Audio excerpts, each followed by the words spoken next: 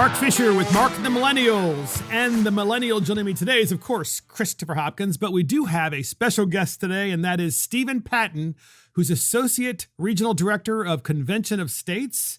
And, of course, I want to welcome everyone here at Mark and the Millennials. We're going to call this podcast Article 5. Article 5 is actually in the Constitution of the United States. And we're going to talk about the Article 5 simulation that just occurred in Williamsburg, Virginia, that was run by the Convention of States Foundation. And the person here to talk to us about that is Stephen Patten, Associate Regional Director of Convention of States. Stephen, welcome. Thank you so much, Mark. I'm really glad to be here. So happy you're here. Absolutely. And Christopher, thank you for being here, of course, as well. Look, folks, an Article 5 Convention of States is something that's really interesting. So I want to hear Stephen Patten, who's the Associate Regional Director of COS, talk about what is an Article 5 Convention of States. Thank you, Mark. Thanks for having me again. So Article 5 is in the Constitution, and Article 5 they put in the Constitution, the framers, as the way to amend the Constitution. So they knew that creating this document down the road as time went on, that they were going to have to make changes, that future generations would need to make changes to that document. Article 5 is the process within the Constitution to make those changes. There's two clauses to Article 5. The first, we've gotten all of our 27 amendments thus far through that, and that would be where Congress, the Senate, and the House of Representatives, they propose an amendment. And it takes 2/3 of both bodies to agree on a proposed amendment. That proposed amendment then goes to the states, and it has to be ratified by 3/4 of the states, which would be 38. And that's the way all of the existing amendments in the United States Constitution have currently, in the U.S., as it speaks today, the Constitution. That's how they have been passed so far. Correct. No amendment has been passed by an Article 5 Convention of States, correct? Proposed. You can't pass an amendment through an Article 5. It's the proposal side. Okay. So it's just proposing amendments. And yes, you are correct. All 27 amendments that we currently have that are part of our United States Constitution have come from the first clause. So they've been proposed out of Congress. The second half of that of the process of becoming an amendment to the Constitution is the ratification. That is the same for no matter how they're proposed. So they can propose 2/3 of Congress, proposed through 2/3 of the states. The ratification process stays the same. So 3/4 of the states have to ratify the process. So correct me if I'm wrong. The Article 5 Convention of States process is a process set out in Article 5 of the United States Constitution that excludes Congress from being part of the process of choosing amendments to the United States Constitution. So it's the states getting together and saying, you know what, we don't want you guys at the federal level to be part of this. We're going to do our own thing, and we're going to see if we can get these passed without you. Does that sound about right? That's exactly right. Okay. And that's exactly why the second clause to Article 5 was brought up at the Constitutional Convention when they were deciding how that, when I say they, the framers, deciding how they would create amendments to the Constitution. How would this happen in the future? And they all said, okay, well, Congress will propose the amendments, 2/3, we'll send it back to the states, make sure that 3/4 of the states agree on this before it becomes the law of the land through the Constitution. And actually, George Mason at that point stood up and said, wait a minute, what if the federal government that we're creating becomes a tyranny? Who are we going to have push back on that tyranny and propose amendments to restrain that tyranny? And it was unanimously concluded that it should be the states. So that is why the federal government is completely kept out of the second way to amend the Constitution, where it is solely conventions of the states. Now, to get to holding a convention, the states can't just get together and say, let's get together and propose amendments. There's actually a very intricate process. There have to be resolutions passed in 2/3 of each state legislature. So 50 states, we need 34 state legislatures to actually approve of calling a convention under either a subject matter or a specific item, and they have to agree. So those are called resolutions. They're joint resolutions. So you have the House side. So how many states have to pass a joint resolution to call an Article 5 Convention of States?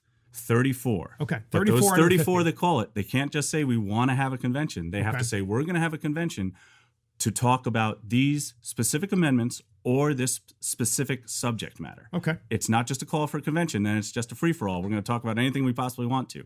Those resolutions that pass the 34 states have to what we call aggregate. So it has to be on the same subject matter or same single amendment. So how many states in the United States so far have passed a Convention of States resolution calling for an Article 5 Convention of States? Our COS resolution has been passed in 19 states. That's fantastic. But you need 34. We need 34. What's the likelihood of getting to 34 in, let's say, the next 5 years? I think it's pretty good. Okay. I So think how we're many pretty good. states have at least passed, in addition to the 19, my understanding is there are a number of states that have passed the Convention of States resolution in at least one chamber of their legislature. Correct. I don't know the exact number off my head, but we do have states that they've passed in one chamber. Like right now, North Carolina still has an active legislature going on. They've passed in one chamber. They're waiting to pass in the other to become the 20th state. So I don't know exactly how many other states there are that have done one chamber and not the other. But the important thing is we've actually filed in almost all 50 states. We've actually filed a resolution. Now, it doesn't mean we've made progress, but at least we're filing. That means we have active grassroots teams in all the states working towards joining our resolution or passing our resolution. Okay, so those resolutions that have been filed in almost all 50 states, of course, they have to pass the respective state legislatures and be signed by the governors, and then you need at least 34 states to be. Can I correct you there? Yes. We do not need a signature from the governor. Why? Because it is a resolution. It is not required to be signed by the governor. We just need a floor vote, getting 51% of both chambers of. And that's not a state-by-state case of the governor? It is not. Interesting. It's a rule So I of the just learned Constitution. something. That's really no. That's fascinating. So, because obviously there are plenty of governors who would oppose such a Convention of States resolution because they just don't understand it or they don't want to put their name out there. You know, they're just afraid. Obviously, politicians are always afraid. So the next question I have then is, what are the subject areas of the Convention of States resolutions that are being passed and or proposed in the 50 states? Sure. So our resolution, our organization, Convention of States, we're looking to pass, our resolution has passed 19 states with 3 subject matters. Okay.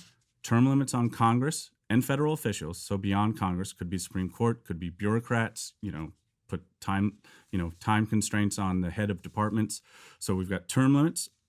We've also got fiscal restraint.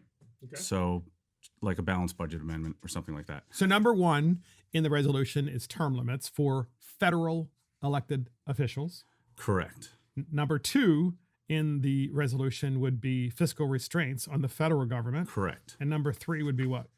Federal overreach and jurisdiction. What does that mean?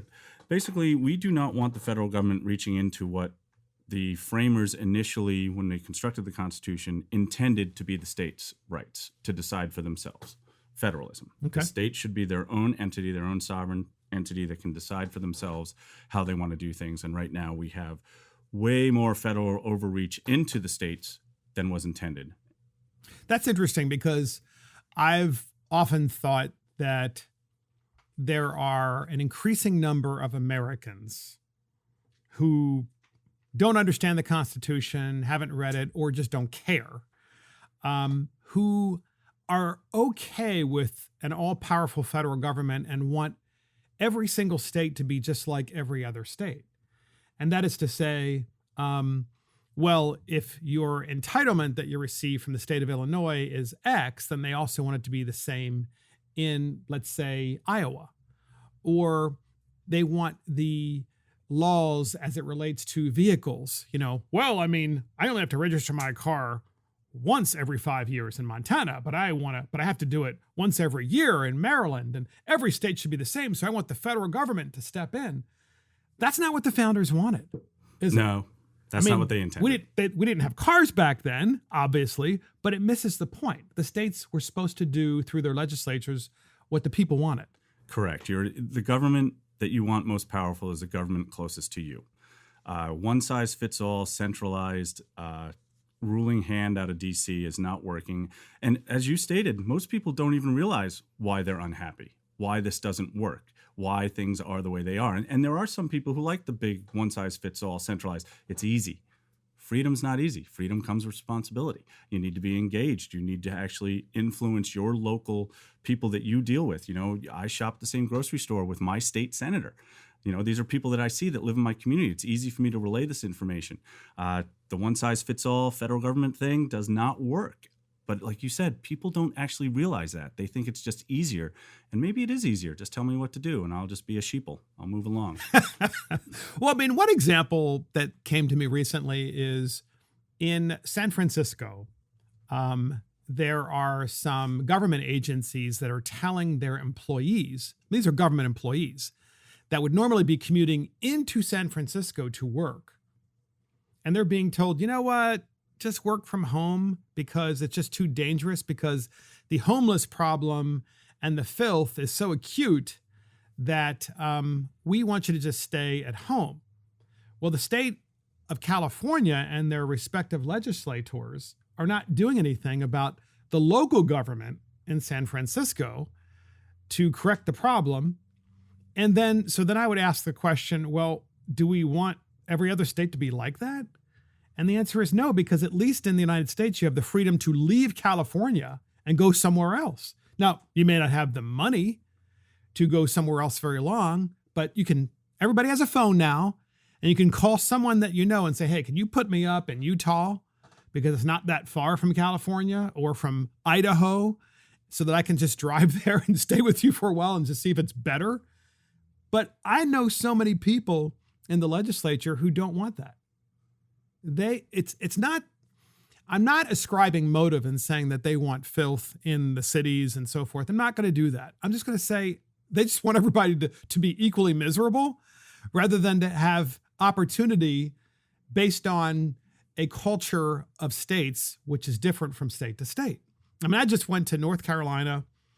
I went to Virginia, I was in 2 different cities in Virginia. I was in 2 different cities in North Carolina, and I was in a couple of cities in South Carolina. Talk about different places. I mean, incredibly different from my state of Maryland. And I'm happy to tell you, a lot nicer. A lot nicer.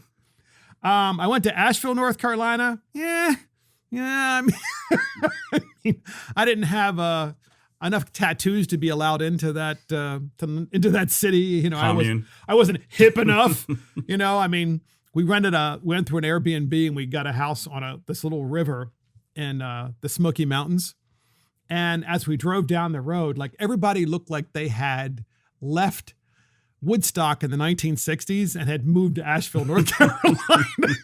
And my kids were like, Dad, where are we? Where are we? So my point is that it's cool that we have different states with different kind of political cultures and different ways of doing things. And that's what makes our country so interesting, because that diversity of thought is what drives our country. Now, ladies and gentlemen, in podcast land, I want to tell you this. We as in the Convention of States, and my good friend Stephen Patten, put on a Convention of States simulation. In other words, what if 34 states passed the resolution, the COS resolution, an Article 5 COS resolution, and then had a Convention of States? And that actually just happened. But it was a simulation, because we only have 19 states that have passed it. And this simulation was by invitation only of 2 state legislators from every single state in the United States. And I would tell you, I was very proud to have gone. I just attended recently that event in Williamsburg, Virginia. Very beautiful, historic Williamsburg, Virginia. The Williamsburg Lodge, by the way, a beautiful place. Highly recommend that you go there and stay there. It's within walking distance of everything. You never have to get back in your car to go to go anywhere, which is kind of nice. Well, that Convention of States simulation took place in Williamsburg, Virginia, and was run by the COS Foundation. Correct. Which stands, of course, for Convention of States. And so I wanted to talk to Stephen about this, and Stephen also has some questions for me, since I attended it as a commissioner from the state of Maryland. And I also attended this event with my good friend, State Senator of Maryland, Michael McKay, a very good person, very principled. We had a really great time, learned a lot. While we were there, met people from all over the country, which is really cool, and had interesting conversations. And I think now what I would like to do is to talk with Stephen about this simulation, because I think there are some things that the citizens of the United States need to understand, and we need to put to bed some of the fears of what a convention of states could turn into, right? And we've heard all different kinds of rumors. Oh my gosh, it's going to be a runaway convention. Well, you just heard, ladies and gentlemen, Stephen Patten say in the resolutions passed by the states, we're only allowed to talk about three things: term limits, fiscal restraints, and these are all at the federal level that we're putting these restraints and restrictions on, and federal legislative overreach and jurisdiction. And jurisdiction, which makes perfect sense. Yeah. Before we jump into that, I want to back up just a little bit. How and like Mark said, this was a simulation. But if we jump back, so we understand now that Article 5 is how we amend the Constitution. They've given us two paths to do that. We've only used the one path ever. Our organization has passed our resolution in more states than any other Convention of States effort currently engaged. We do expect to get to 34 states. We do expect to actually really hold a true Convention of States that will address proposing amendments under our three subject matter. What the simulation is we're actually giving legislators or representatives, we call them commissioners, from all 50 states the opportunity to come together and kind of work how would this work? How would this engage? What would happen? Now, obviously, our simulation is a very condensed version. I would say Michael Ferris, who's an expert and a senior advisor and co-founder for our COS organization, he's actually stated that a real convention of states would actually run months as opposed to 2 days, which Delegate Fisher was at representing Maryland. So I just want to say that this is a simulation. I'd actually like to back up and know exactly, because I wasn't privy to your experience to being selected. Now, I know as an associate regional director, Maryland is one of my states that I work with on a national level, and I am a Marylander. So I knew you were, that we were going to invite you. And actually, technically, I think we wanted to get the ideal situation was going to have 3 commissioners from each of the 50 states. We ended up with, I believe, an average of 2. We had 49 of 50 states represented. We actually, going in to Wednesday, Thursday, before you all got together in Williamsburg, we had all 50 covered, but we only had a single commissioner coming from Rhode Island, and Rhode Island went rogue on us. And for whatever reason, that commissioner had to back out. So we had 49 out of 50 represented. And I believe we were shooting for 3, but I think at average we had 2 from each state. So what I would like to ask you at this point, what was it like? How were you contacted? What was the process once you said yes? How much was done before you actually showed up in Williamsburg? Because again, there's a lot going on. Like, think about it as a legislative session. Committees have to be put together. There has to be a president voted on. Things have to get put together ahead of time. And you were at a very squeezed time period. So if you could explain to me, I'd be very curious as to how it went from the invite to when you showed up in Williamsburg. Sure. Well, there are only 2 days, as you said, to have this simulation of the Convention of States, which is understandable, right? Because people are on vacation, they're busy, and so forth. So the selection process was exclusively by the Convention of States. It was by invitation only. So I was honored to be chosen. I think maybe one of the reasons I was chosen is because I have placed and put in the Convention of States resolution in the state of Maryland, and very proud to have done that. And I actually do have a little bit of insight as to the choosing. The state teams, each individual state team made recommendations to COS National. This is who we'd like representing our states. I didn't know that. So it came from the grassroots of each state. That's team. even better. Okay, I had no idea. Well, thank you. Thank you. And so, ladies and gentlemen, you heard how we were chosen, of course, to be present at the Article 5 COS simulation. The next thing was, okay, now that you've been chosen to go to an Article 5 simulation to show the country how this is done, well, how do you organize? Like, how does this convention organize? Who's in charge? And so it started out, I thought, interestingly enough, we had a lot of emails going back and forth between Convention of States and all of the commissioners who would be coming and representing their states. And the commissioners were asked, what committee would you like to be on? You can only be on one of 3 committees. Which would make sense. 3 subjects. Because there are 3 subjects. And those are the only 3 subjects we're going to be discussing at this convention. No more. So choose the committee where you think you can provide the most insight and most assistance. So I chose fiscal restraints. This was all done by email between the CUS Foundation and all of us who were the commissioners. The next step was, does anyone want to run for president to preside over this convention of states simulation? And that was going to be a tall order in terms of time and prep. And I really felt like there were some other people who had been before who probably had a little bit of experience with this. And when you say before, we did hold when I say we, Convention of States Foundation held another simulation in 2016. So that's right. Yep. That's super helpful, which I was not present at, by the way. And I think that was a good idea to have that continuity. So you had a speaker pro tem who was just temporary, the speaker pro tem, if you will, or presiding officer, as they called it. We call it speaker pro tem in Maryland. And you show up and you have folks who were nominated or they nominated themselves via email in advance of the convention. And then all of the states voted. Now, what's interesting is you have 2 commissioners from each of the 50 states, but each state only gets 1 vote. Very important. That's really important because each state is equal.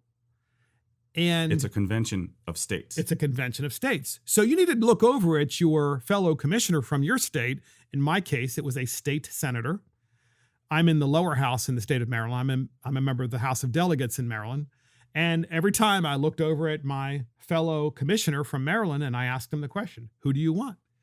And he said from the very outset, he goes, I really like this guy Woody from Louisiana. I really think he's the right guy. So we had 4 people running as president to preside over the convention. No, this was at the convention. This wasn't via email. Correct. This was good point. So there were nominations, and the nominations had occurred in advance. Then we were present at the Convention of States in Williamsburg, Virginia, and each state had an opportunity to vote once, but for only one of the nominees. The nominee that got the second amount of votes would be the assistant, I guess, or the vice, whatever, the vice president of the convention, which makes perfect sense because you need 2 people in case someone gets sick, and also for continuity. And each of the individuals running got a chance to speak in front of all of the 50 states, which was 100 people because 2 people per state, but each state only got 1 vote. And this gentleman, Woody from Louisiana, was hysterically funny. His name is Woody Jenkins. Lewis, quote, Woody Jenkins. He goes by Woody.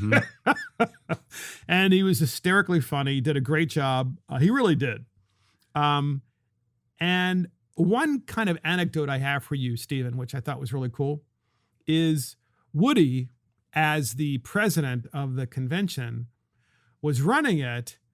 And as you're watching, he started interacting in the debate at one point. And the delegates, and remember, these are all the commissioners from all the states. Sometimes I use the term delegate. My apologies. The proper term is commissioner. All the states were present. They voted, overwhelmingly for this guy.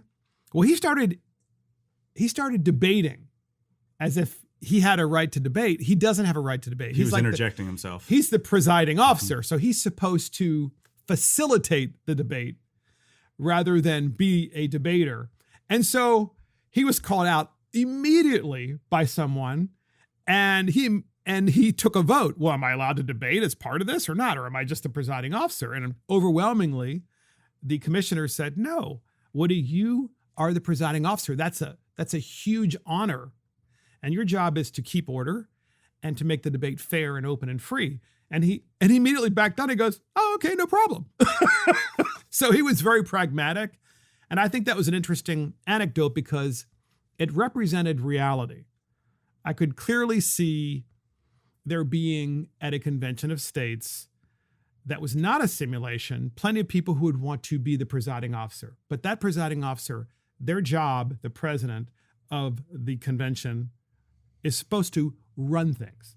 They're supposed to keep order. They're supposed to make things fair, keep the debate open. They're not supposed to weigh in on the debate. It's interesting that you bring that moment up because that's actually been discussed amongst grassroots teams and at the national level as well, that it was a really good example of how a body put together that didn't even know each other. Most people just, hours before can come together and actually run a session like that, run something and interact and follow, Robert's rules for order and everything. And it actually is a great demonstration. I'm going to let you keep going, but I want to say something please. that is just one piece of the process that I thought was so amazing to watch. And I know we probably have a bunch of COS people listening, and I really appreciate you listening. But of the 2 days that you guys were together, the Friday, what we call the plenary session, like you guys were in committee on Thursday, then you came out to the floor on Friday and you debated in committee, I guess, and I should let you explain this. No, go. But I thought the process was the most amazing thing of the Friday, that those of us that weren't in Williamsburg, and I was not in Williamsburg, I had it on my computer all day Friday because it was live streamed all day from about 8:30, 9-ish in the morning till 4:30 in the afternoon, and we got to watch everything live, and it was really, really incredible to watch. There are a lot of and Mark and I will get into some of the intricacies and maybe some of the specific amendments that were debated, but the process and the example that Mark just brought up of how the process worked, that's just a really good example, Mark, of the process and the process working. Thank you. I say thank you because I was really happy to see that work and see, as you said, 100 people from 50 states are going, well, wait a minute, that guy is not supposed to be telling us what his opinion is and trying to push us in a direction. He's just supposed. So that was a really important moment because it was completely organic. And what you saw was an Article 5 convention working. And you saw it working because you're herding people, herding, herding people that don't even know one another, are from very different states, incredibly different states, very different backgrounds, very diverse backgrounds.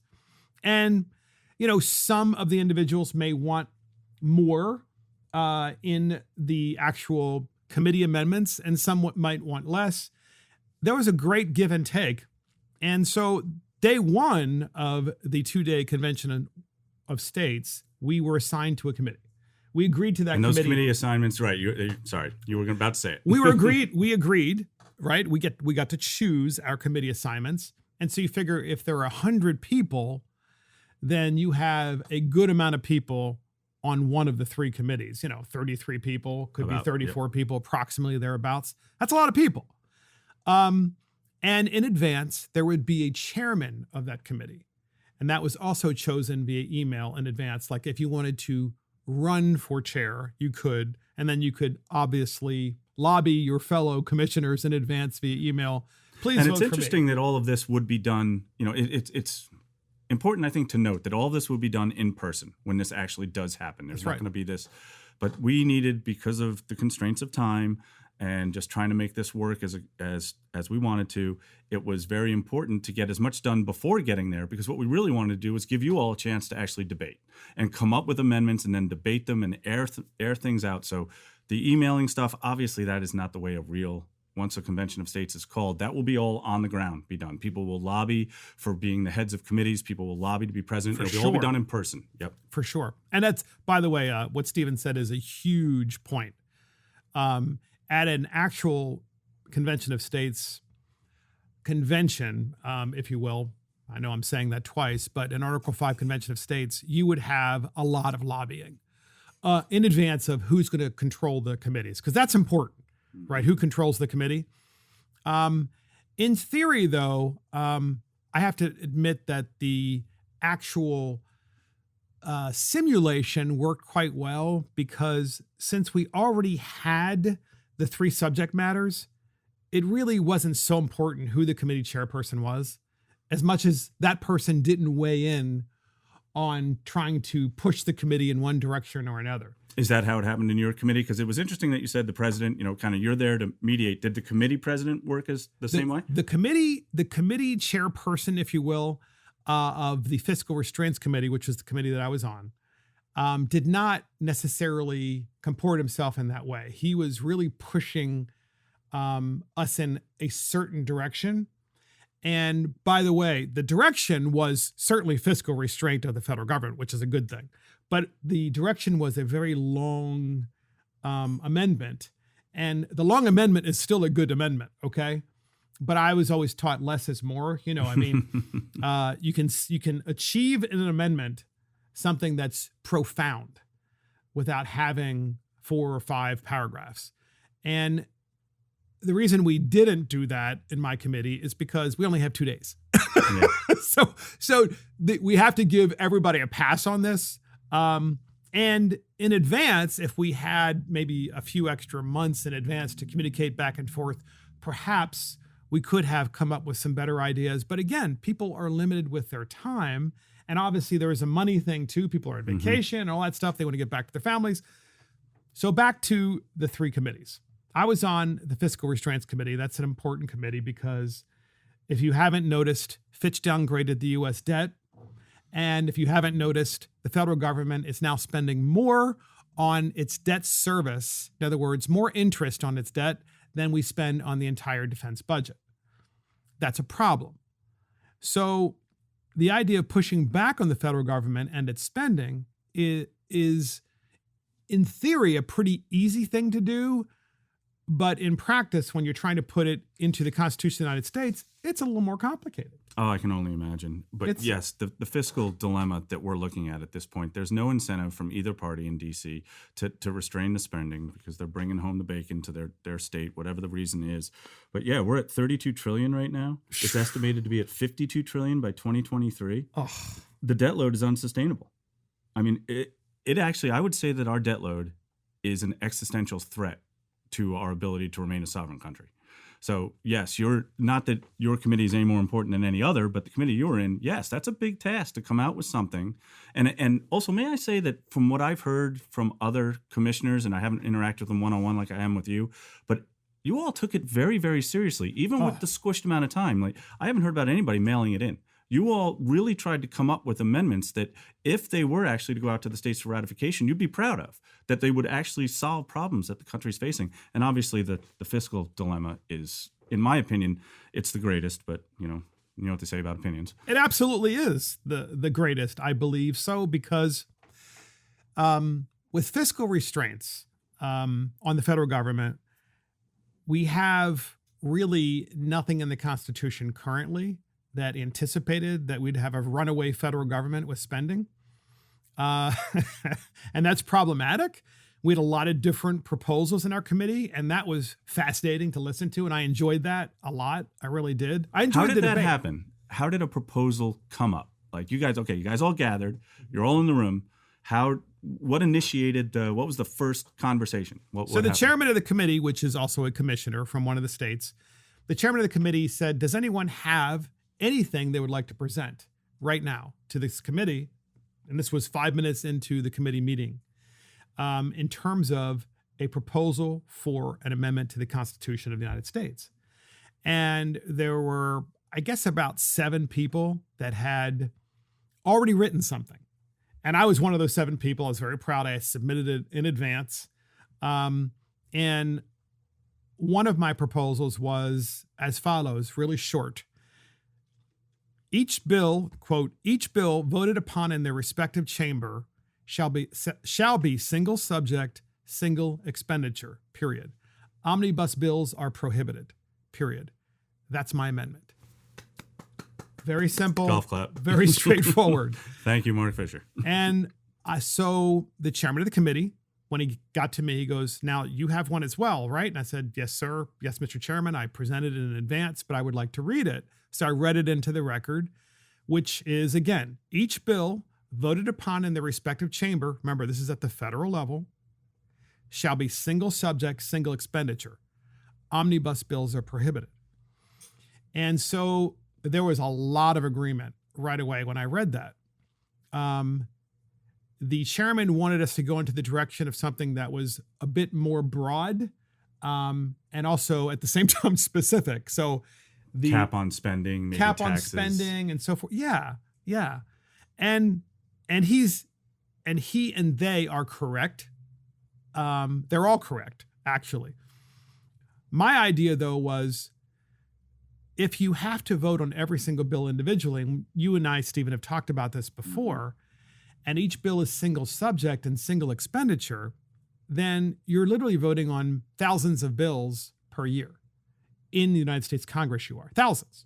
Yep. And you're holding the congressmen that vote for the bill accountable. You know what they voted for. It's on their record. And it's easy for everyday Americans to look and say, oh, he voted for this, she voted for that, so forth and so on. Very, very, very easy to understand what your congressperson is voting for.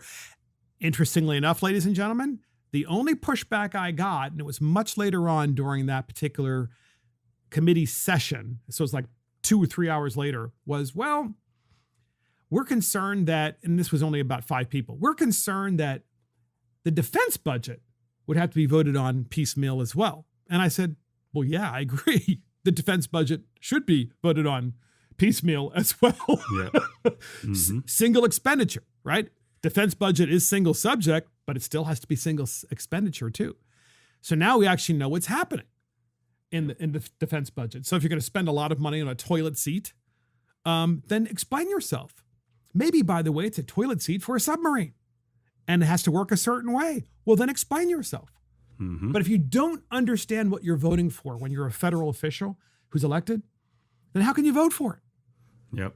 Well, you don't have to sell me. I'm all about, and we have a huge following in COS for people who are all for the single subject bill. So thank you very much for trying to get that across the finish line, or out at least to be proposed and then voted on during the plenary session. Anything else noteworthy within the committee? Like how did like coming up to, and that was on Thursday. So then Friday is what we call the plenary session, where actually you got on the floor, things were debated. Anything noteworthy? How did we get to and I know your committee, I think only one proposal came out to be voted on, correct? Yeah. So every committee had 2 proposals coming out. I think term limits They may have had 3 term limits. I see proposal 1 and proposal 2 for term limits. Yeah, but you're right. You are definitely the only committee that had one proposal. But we're the only committee that had only one proposal. And I think that goes to how complicated the Fiscal Restraints Committee's actual job was during this convention, because it's a very broad spectrum. What if you have a war? And this was brought up, and it's a great point.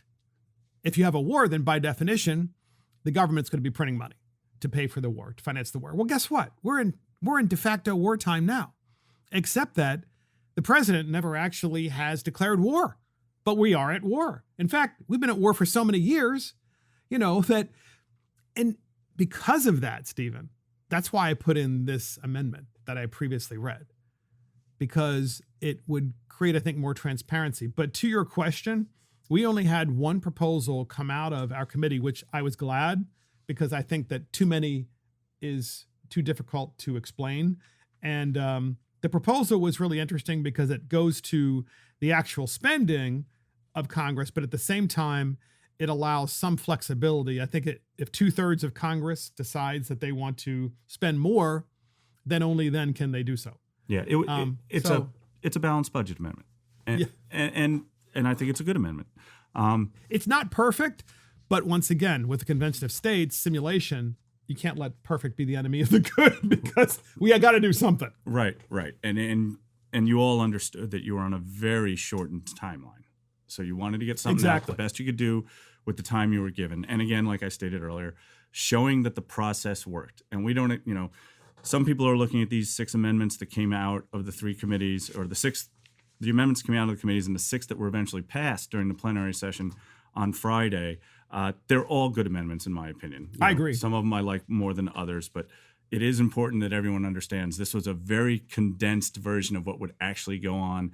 And there may be, and even if with the expanded timeline and time for more debate and discussion, you may get less amendments that come out, but maybe they're better amendments. Maybe they're more encompassing.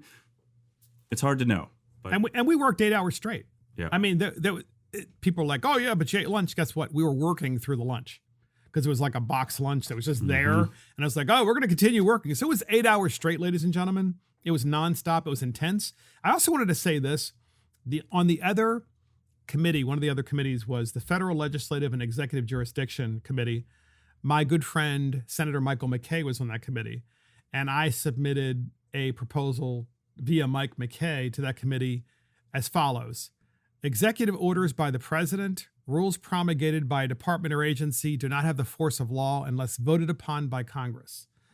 And I was really proud of that because the bottom line is that if the president decides to sign an edict, like an executive order, like a king, suddenly it has the force of law without Congress? No, but it does. How did we get to this point? I have no idea. When we were a republic. And then the other part of this particular amendment that I submitted to that committee is that when you have a department or agency, like just name a department, that promulgates rules, that those rules have to go back to the Congress to be voted upon. And of course, signed by the president to have the force of law. Otherwise, they're just a rule that you don't have to follow, which is the way it should be, because those individuals aren't elected. And to me, that was really a simple way of trying to achieve something. I mean, can you imagine if you're now working for, name a department, Chris, in the United States government? EPA. Okay, EPA.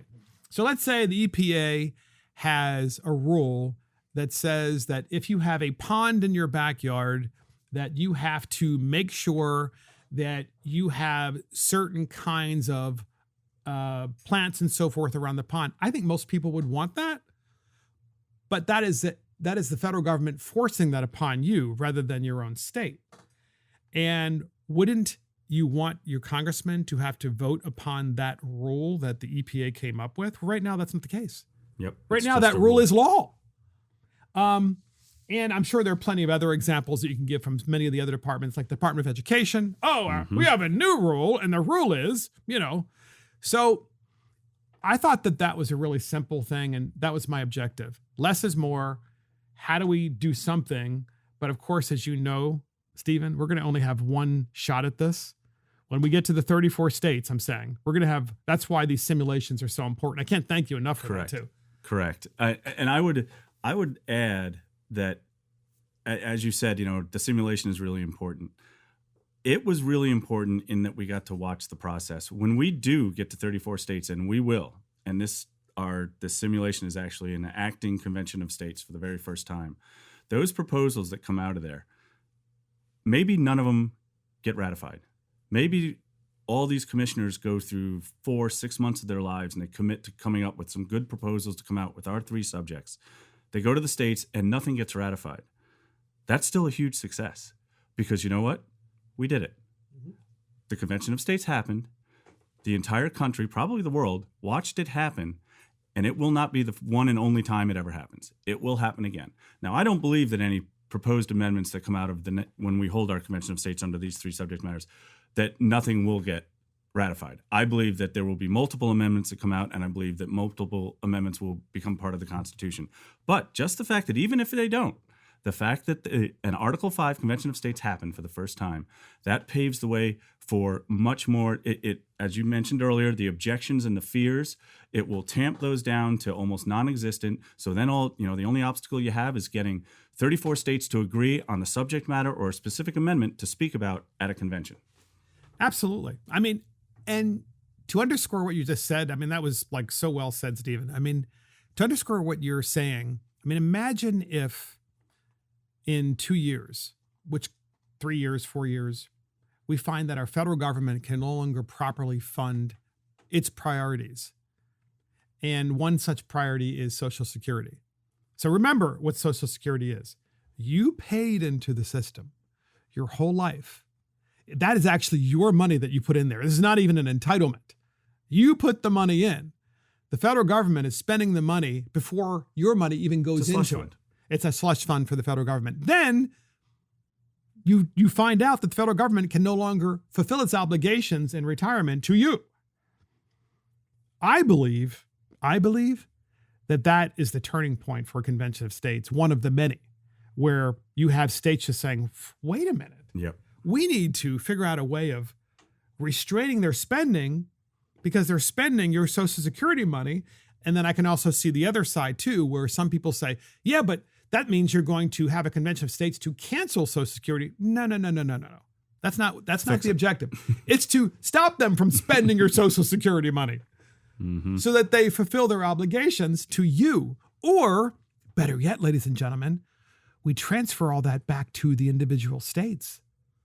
So now you're closer to the government that's responsible for managing this money, as opposed to having somebody you don't even know and you can't even blame. Where do you go now? Where do you go now? I think this speaks to something you said earlier, Mark, about there's Congress, you've got our senators and our House of Representatives in D.C., but you've got so much of a bureaucracy, that fifth column that's actually running, not only making the rules, but managing our money, deciding what we're allowed to do and what not to do. We can't even hold the people that we do vote for that are in D.C. accountable to anything because they've handed off the responsibility. That's exactly right. I mean, explain that.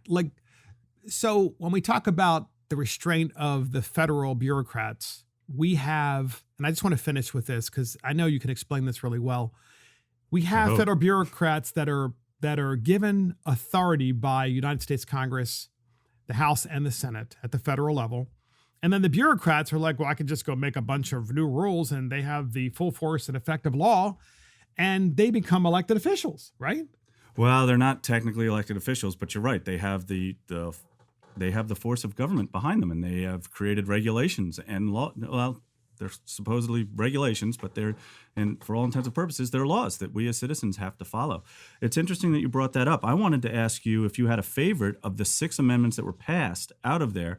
And because you brought that up, I'm going to mention my favorite. One of the amendments that came out actually gave the states the ability, and when I say states, I mean the state general assemblies or legislatures in the states, the ability to overrule any rule coming out of the executive branch or out of the legislative branch, not the judiciary. So we're not going to overrule anything that the Supreme Court does.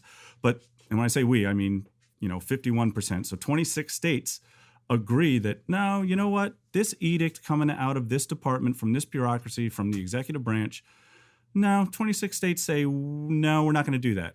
All 50 states can then say, no, that regulation is now null and void. We do not have to abide. So that was my favorite amendment. Did you have a favorite? Did I explain? You explained that great. So I actually like that amendment the best as well. I like that amendment the best as well because I want to give you an example. And I know that we only have like another 5 minutes, but I want to give an example of this particular amendment. The federal rulemakers in the EPA passed a rule years ago that just went into effect about a week and a half ago to make it illegal for you to purchase an incandescent light bulb. Now, the premise of that bill, which the authority that Congress gave the EPA, Environmental Protection Agency, the premise was that it was bad for the environment because it used too much electricity. Okay? Yep. I want you guys, especially the environmental community, to stay with me on my thought process here. What if you're a state that powers your economy with nuclear power, which produces no greenhouse gas emissions whatsoever? In that case, who cares how many incandescent light bulbs you use, because you are actually using the cleanest available electricity on the planet. But in the meantime, the federal government's saying, oh no, one size fits all across all 50 states. And the states don't even have an opportunity to say, yeah, but we're already doing the right thing. Mm-hmm. And the right thing is we are the cleanest economy. Ladies and gentlemen, in my county, we have a nuclear power plant. We produce half of the entire Baltimore, Washington region of clean energy with nuclear power. Yet we are not considered by the federal government to be clean energy. Yep. You're not green. We're not green. So this is a great example. I love that. It's funny that you like that too the most. I thought that was really smart. Yep. A lot of good amendments came out of this. A lot. There were 6 that got passed, but I have to admit that was my favorite. So I just want to know, Stephen, I want your final thoughts on this because I know we're running short on time and never is enough time, which means we just have to have you back to discuss some of the other specifics and some of these other amendments. I just want your final thoughts on this because you are actually with the Convention of States and you are their associate regional director. And let's hear what you have to say. Yeah. Well, first of all, thank you so much for having me again, Mark. I always enjoy coming down here and being with you and Chris. So this is what I would have to say. We've been talking about an Article 5 Convention of the States. This is the second simulation that our organization, Convention of States Foundation, has held. I think just alone how many commissioners we were able to get down to Williamsburg and watching the process. And I know that I've stated that before, but I was most entertained on Friday. Again, I was not there. I watched the live stream. I had it on in the background while I was doing a million other things. But the process is what was so impressive to me. And that seems to be the biggest objection we get. And we get it from both sides of the aisle, the Democrats and the Republicans, that there could be a runaway convention, that things will not hold to the parameters of this Article 5 convention. Well, the convention, the Article 5 convention, is being called under the auspices, under Article 5 of the Constitution. So it can't do anything outside of Article 5 of the Constitution. So the fact that people think that we can get a bunch of commissioners together and they're going to change the rules and they're going to change the Constitution is just so beyond my understanding at this point. And now, granted, I've been with the organization since 2017, so I've had access to a lot of material and I've done a lot of reading on it. It's just beyond the pale that something like that could happen. So I loved watching the process. I am so happy that you were there. The last thing that I would say is Convention of States, we are always looking to grow our numbers. How do we get our resolutions passed in the many different states? We get grassroots activists to engage and influence their legislators. And how do you influence your legislator? You call the legislator that represents you in your state capital and you say, I support Convention of States. Will you also please support it? And that's really all you have to know to be a supporter of Convention of States, that there's something wrong. Our federal government is off the rails, and Convention of States has the solution. You don't have to be a Rhodes Scholar on Article 5 or the Constitution to express to your legislators that you support Convention of States. The last thing I would say, Mark, if I can. Please. How do you do that? Well, you go to conventionofstates.com, you sign the petition, and then if you want to be an activist, you click the Take Action tab. So go to conventionofstates.com, sign the petition, let us know that you're a supporter of Convention of States. If you want to become an activist, click the Take Action button. You can scour many roles that we have. If you just don't know what you want to do, but you know you want to do something, just click that volunteer button and you will hear from your state team. Mark, thank you so much for having me again and allowing me to be here. I really do appreciate it, and I enjoy it. Thank you, Stephen Patten. We really appreciate you being here, and we really appreciate the fact that the Convention of States is such a principled organization, and I can tell you from my experience, I've never met so many good people who really love their country at the COS convention and simulation that was just held in Williamsburg, who love their country, want to save their country, want to preserve the Constitution, want to push back on the federal government because they believe in states' rights and individual rights. Thank you, Stephen Patten, for being with us. Thank you, Mark. And thank you for joining Mark and the Millennials. This is Mark Fisher. Thank you to our producer, Christopher Hopkins. Check us out on iTunes, Spotify, YouTube, Twitter, Truth Social. I guess it's X now, right? Rumble, and our website. See you next time.